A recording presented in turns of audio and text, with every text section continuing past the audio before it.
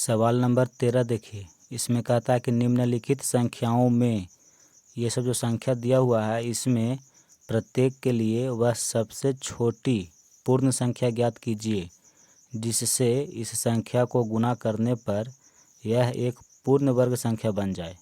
देखिए अभी 252 जो दिया हुआ है ये पूर्ण वर्ग नहीं है, ठीक है। तो इसको पूर्ण वर्ग बनाने के लिए इसमें कौन सी छोटी संख्या से गुना करना है, उस छोटी संख्या को आपको ज्ञात करना है, ठीक है। फिर इस पूर्ण वर्ग संख्या का वर्गमूल भी ज्ञात कीजिए, यानी कि जब इसको छोटी संख्या से गुना करेंगे तब ये परिपूर्ण वर्ग बन जाएगा, तो उस परिपूर्ण वर्ग संख्या का वर्गमूल भी ज्ञात करना है। तो देखिए सवाल नंबर 13 का पहला, सबसे पहले जो संख्या दिया हुआ है उसको हम यहाँ पे लिखेंगे और इसका अभाज्य गुणनखंड करेंगे, ठीक है। यहाँ देखिए 252 है, तो 252 सबसे पहले 2 से कटेगा, 2 एकम 2 और 26 दूनी का 52, फिर 2 से कटेगा, 2 छक 12, 2 तिया 6, 3 से कटेगा 21 बार में, 21 3 से कट जाएगा 7 बार में, 7 7 से कट जाएगा 1 बार में। तो जब अभाज्य गुणनखंड में 1 आ जाए तो समझ जाइएगा कि आपका अभाज्य गुणनखंड कंप्लीट हो गया है, यानी कि 252 का अभाज्य गुणनखंड किए तो आया है 2 गुना 2, 3 गुना 3 गुना 7। अब इसको वर्ग के रूप में लिखिए, तो देखिए 2 गुना 2 है तो इसको लिखेंगे 2 का वर्ग, 3 गुना 3 है तो 3 का वर्ग। देखिए 7 का वर्ग नहीं हो रहा है, ठीक है, 7 इसमें एगो बच गया है, यहाँ पे 2 को अगर 7 रहता तो इसका भी वर्ग हो जाता, तो ये परिपूर्ण वर्ग होता। लेकिन यहाँ पे देख रहे हैं कि 7 1 है, इसका वर्ग नहीं हो रहा है, इसका मतलब है कि 252 जो है ये पूर्ण वर्ग नहीं है। तो इसको पूर्ण वर्ग बनाने के लिए क्या करेंगे, देखिए एक 7 है तो यहाँ पे एक साथ 100 गुना कर देंगे तो 7 7 का भी वर्ग बन जाएगा, तो ये परिपूर्ण वर्ग बन जाएगा, ठीक है। तो यहाँ पे लिखेंगे कि चूँकि 252 के अभाज्य गुणनखंड में 7 का वर्ग नहीं है, 7 का वर्ग नहीं है। देखिए 2 का वर्ग है, 3 का भी वर्ग है, लेकिन 7 का वर्ग नहीं है। अतः 252 को पूर्ण वर्ग बनाने के लिए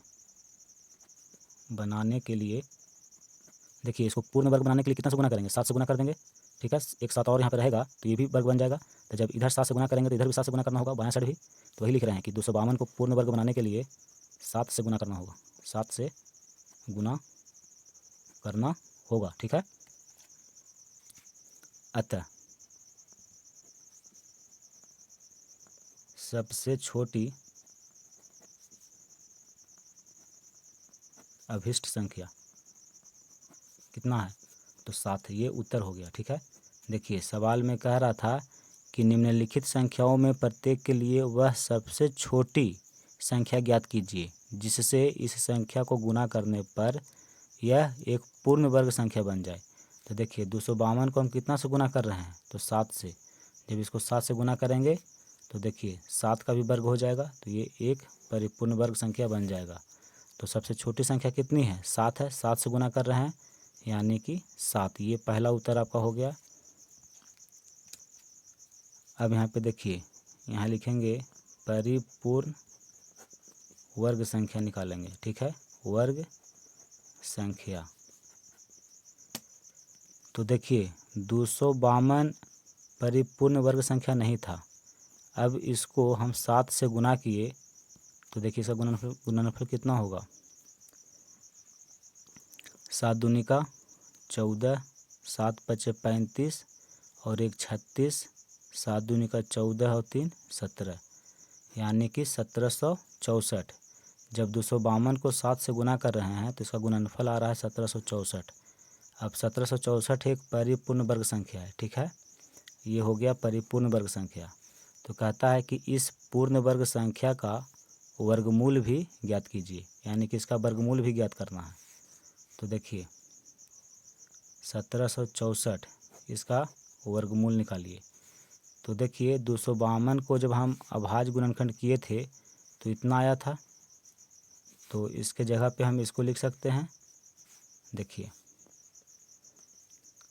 2 गुना 2, 3 गुना 3 गुना 7, ठीक है।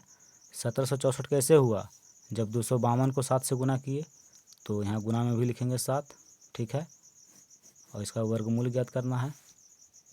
देखिए 2 का पेयर बन रहा है तो 1 2 बाहर निकल जाएगा, और वर्गमूल के अंदर में 3 3 है तो 1 3 बाहर निकल जाएगा। 7 7 2 है तो 1 7 बाहर निकलेगा। तो देखिए 2 तिया 6 और 6 सत्ते 42, यानी कि जो परिपूर्ण वर्ग संख्या है इसका वर्गमूल 42 होगा। तो ये आपका उत्तर हो गया। अब देखिए सवाल नंबर 2 को सॉल्व करते हैं। 12 का दूसरा, इसमें संख्या दिया हुआ है 180, ठीक है। तो इसको पहले हम अभाज्य गुणनखंड करेंगे। यहाँ देखिए 180 को 2 से काटेंगे तो ये कट जाएगा 90 बार में, 90 को 2 से काटेंगे तो 45 बार में कटेगा, 45 को 3 से काटेंगे तो 15 बार में कटेगा, 15 को 3 से काटेंगे तो 5 बार में कटेगा, 5 को 5 से काटेंगे तो 1 बार में कटेगा, ठीक है। यानी कि 180 का अभाज्य गुणनखंड किए तो ये सब गुणनखंड आया हुआ है, तो इसको गुणनफल के रूप में यहाँ लिखेंगे। यहाँ देखिए 2 गुना 2 गुना 3 गुना 3 गुना 5, देखिए 180 है, इसको वर्ग के रूप में लिखिए। 2 गुना 2 है तो इसको लिखेंगे 2 का वर्ग, 3 गुना 3 है तो इसको लिखेंगे 3 का वर्ग। देखिए 5 का वर्ग नहीं हो रहा है, 5 सिंगल है तो इसका वर्ग नहीं होगा, तो 5 लिखेंगे।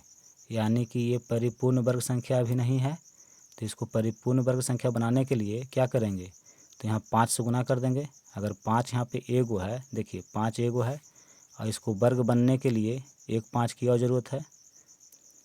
अगर 1 5 और यहाँ गुना कर देंगे तो देखिए 5 का वर्ग बन जाएगा। यानी कि कितना से इसको गुना करना होगा, 5 से। यानी कि इस संख्या को अगर हम 5 से गुना कर देंगे तो ये परिपूर्ण वर्ग बन जाएगा, ठीक है। तो यहाँ पे हम लिखेंगे कि चूँकि ये जो कारण है, कारण को यहाँ पे लिखेंगे, हम यहाँ लिखेंगे कि 180 के अभाज्य गुणनखंड में 5 का वर्ग नहीं है, 5 का वर्ग नहीं है। देखिए 2 का वर्ग है, 3 का वर्ग है, लेकिन 5 का वर्ग नहीं है। इसको, ये जो रीजन है, इस रीजन को हम यहाँ पे दर्शा दिए, ठीक है। इसलिए यहाँ लिखेंगे कि 180 को पूर्ण वर्ग संख्या बनाने के लिए, 180 को पूर्ण वर्ग बनाने के लिए कितना से गुना करना होगा, तो 1 5 से गुना करना होगा। तो देखिए ये 5 का वर्ग हो जाएगा, यानी कि इसको हम 5 से गुना कर देंगे तो ये पूर्ण वर्ग संख्या बन जाएगा, ठीक है। तो 180 को पूर्ण वर्ग संख्या बनाने के लिए 5 से गुना करना होगा। तब वह छोटी सी संख्या कौन सी है, तो छोटी सी संख्या 5 है, ठीक है। तो ये पहला उत्तर आपका आ गया। तो यहाँ पे लिख देंगे कि अतः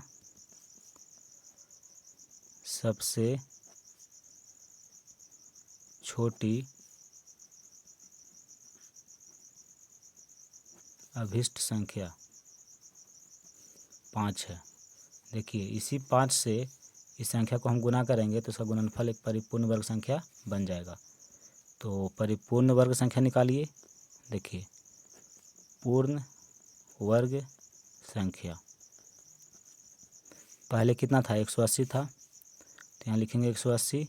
अब इसको गुना करेंगे कितना से, तो 5 से, तो 18 पचे 90 और 1 0 ये है, तो यहाँ पे लिखेंगे।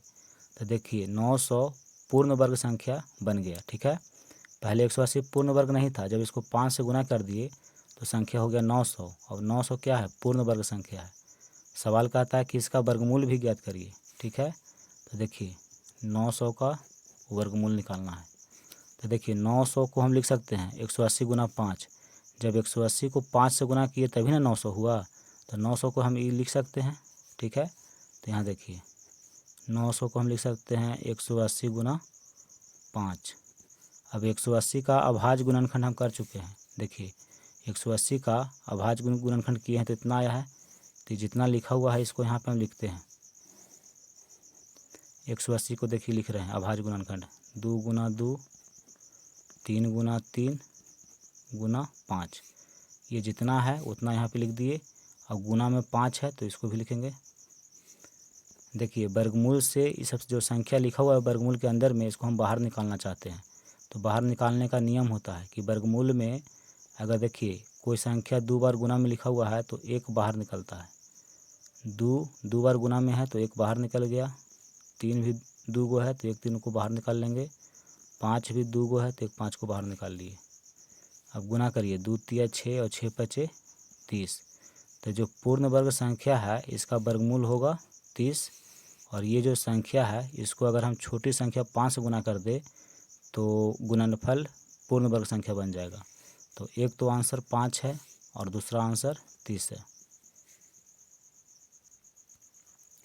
अब देखिए सवाल नंबर 3, इसमें दिया हुआ है 1008, ठीक है। तो इसको कौन सी छोटी संख्या से गुना करें कि इसका गुणनफल पूर्ण वर्ग संख्या बन जाए, ठीक है। तो आपको तो सबसे छोटी संख्या निकालनी है, फिर पूर्ण वर्ग संख्या का वर्गमूल निकालना है। देखिए इसमें जितने भी सवाल है सब एक ही टाइप का है, जिस तरह इसको बनाया है उसी तरह ये भी बनेगा, ठीक है। तो यहाँ देखिए इस सवाल को हम सॉल्व कर दिए हैं।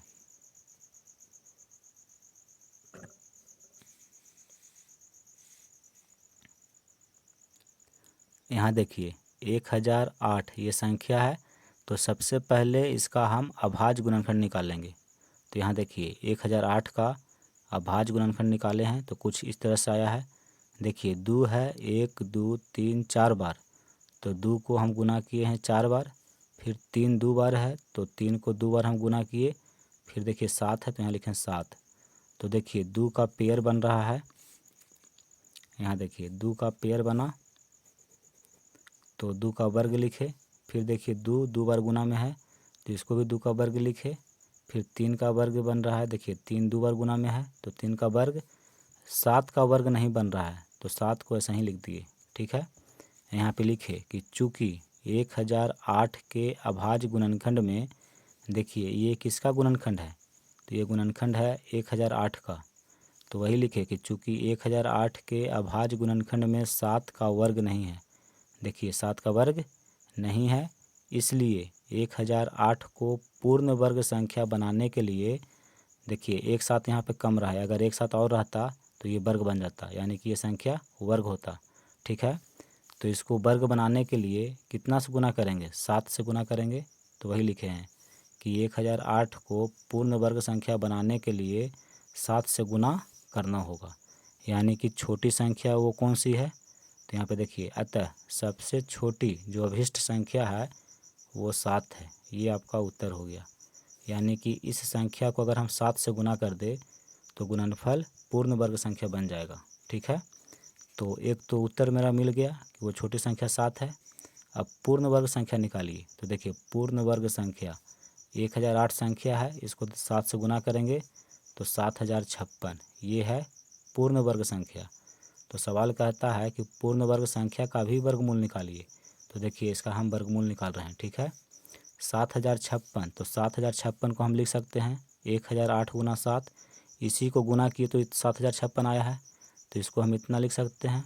तो देखिए 1008 गुना 7 और इसका वर्गमूल ज्ञात करना है।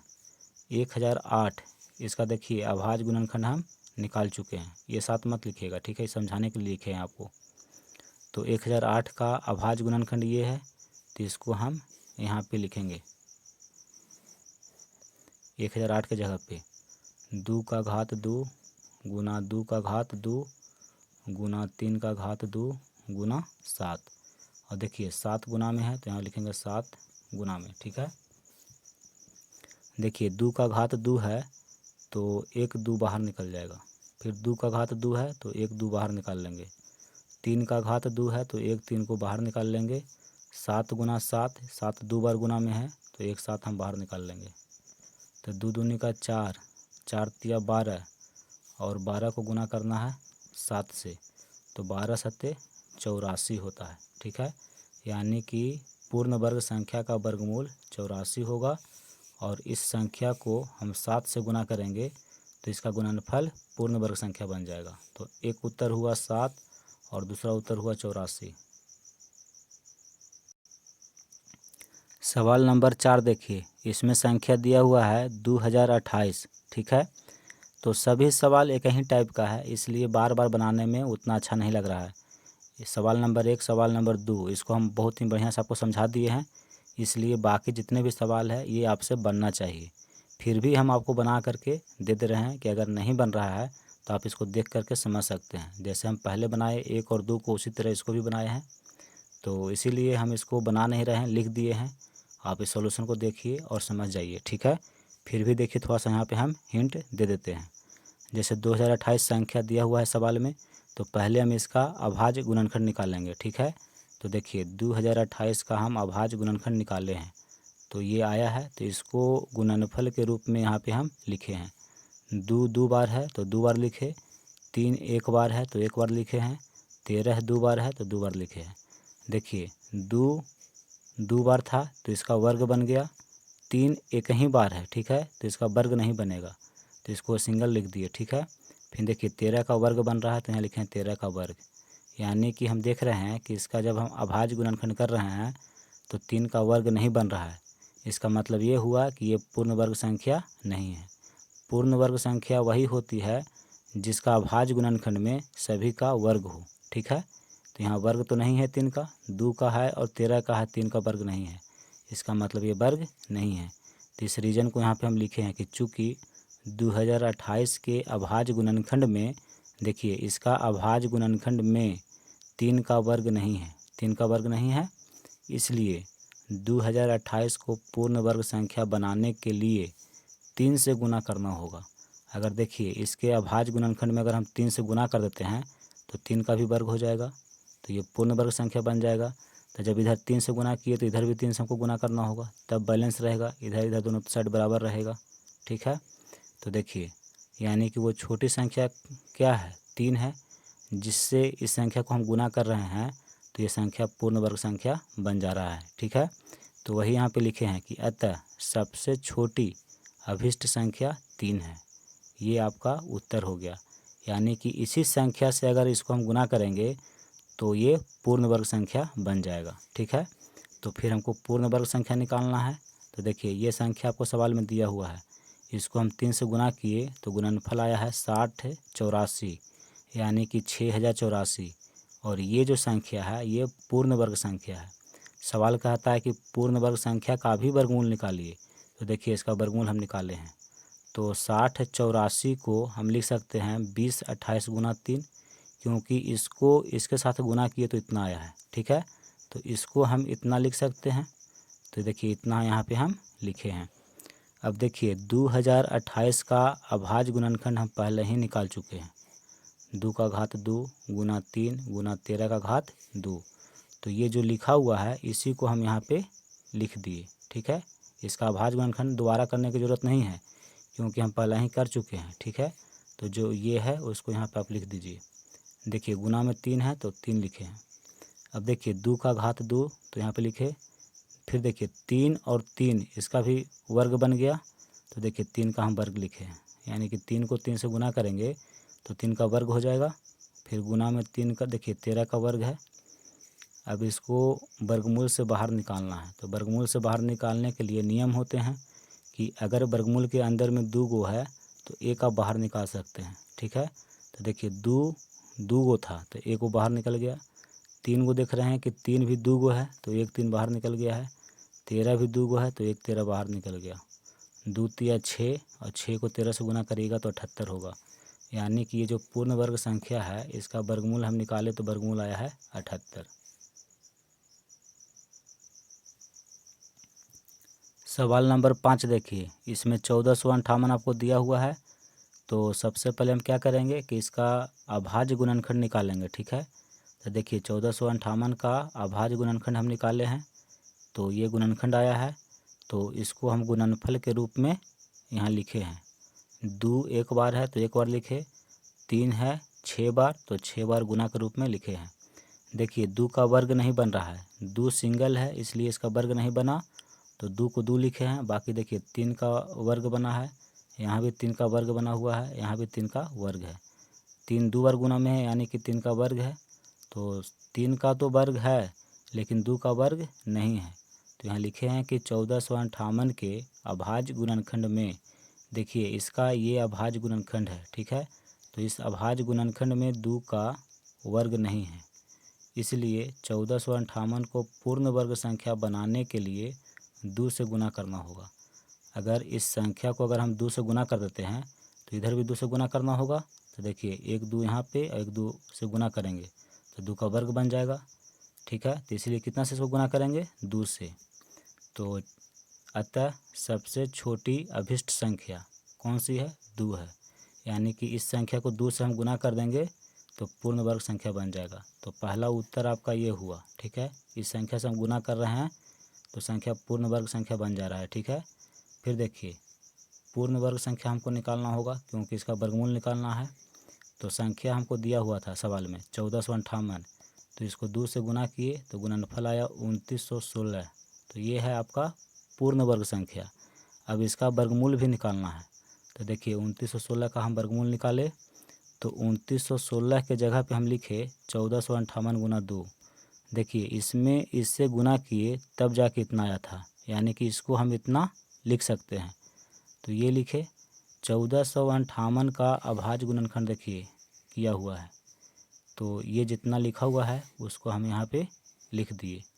इसका अभाज्य गुणनखंड ये है, गुना में 2 है तो गुना में 2 लिखे हैं। अब देखिए वर्गमूल के अंदर में 2 गुना 2 है तो 1 2 बाहर निकल गया, 3 का वर्ग है तो 1 3 बाहर निकल गया, इसमें भी 3 का वर्ग है तो 1 3 बाहर निकल गया, यहाँ भी 1 3 बाहर निकल गया। अब इसको गुना किए 3 तिया 9, 9 तिया 27 और 27 को 2 से गुना करेंगे तो 54। तो पूर्ण वर्ग संख्या का वर्गमूल हो गया 54। तो ये आपका आंसर हो गया। देखिए सवाल नंबर 6, इसमें 768 दिया हुआ है, ठीक है। तो सबसे पहले हम इसका अभाज्य गुणनखंड करेंगे। तो देखिए 768 का अभाज्य गुणनखंड किए तो गुणनखंड इस रूप में आया है, ठीक है।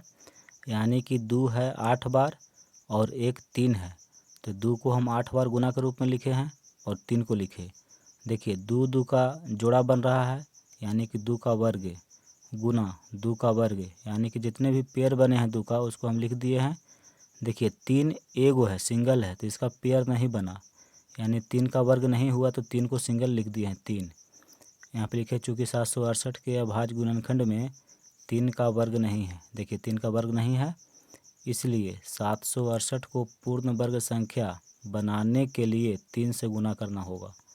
अगर यहाँ पे हम 3 से गुना कर देंगे तो इसका भी वर्ग हो जाएगा, तो इधर भी 3 से गुना करना होगा, यानी कि इस संख्या को 3 से गुना करेंगे तो यहाँ पे देखिए 3 एक आंसर हो गया, यानी कि सबसे छोटी जो अभिष्ट संख्या है वो 3 है। यानी कि इस संख्या को 3 से गुना कर रहे हैं तो इसका गुणनफल एक पूर्ण वर्ग संख्या बन जा रहा है। तो संख्या है 3, ठीक है। अब पूर्ण वर्ग संख्या निकालते हैं। तो देखिए ये संख्या आपको दिया हुआ है, इसको 3 से गुना करेंगे तो होगा 2304, ठीक है। अब 2304 क्या है, पूर्ण वर्ग संख्या है, तो इसका वर्गमूल अब निकालेंगे। देखिए 2304 को यहाँ पे हम लिखे हैं 768 गुना 3।